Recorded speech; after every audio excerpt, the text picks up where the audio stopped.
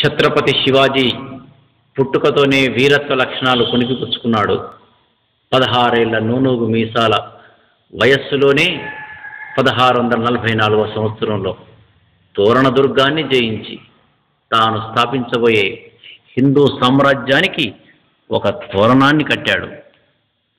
1674వ సంవత్సరంలో హిందూ సామ్రాజ్య స్థాపన గావించి హిందూ పాదశాహిని నిర్మించి భారతదేశానికంతటికీ చక్రవర్తిగా పట్టాభిషిక్తుడైనాడు.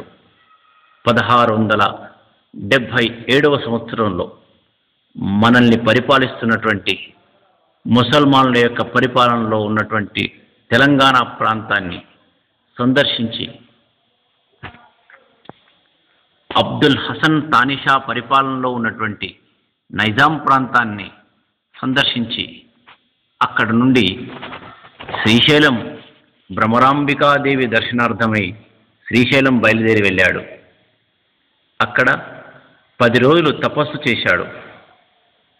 అనంతరం ప్రత్యక్షమైనటువంటి ఒక భ్రమరాంబికాదేవి ఆయనకు ఒక ధర్మరక్షణార్థమై చంద్రహాస అనే ఖడ్గాన్నిచ్చి ఇక్కడ నుండే ధర్మ సంరక్షణార్థం ధర్మస్థాపన కోసం జైత్రయాత్ర గావించమని ఆజ్ఞ ఇచ్చి శ్రీశైలం నుండి అమ్మవారు ఆశీస్సులు అందచేసి బయలుదేరేటట్టుగా చేసింది.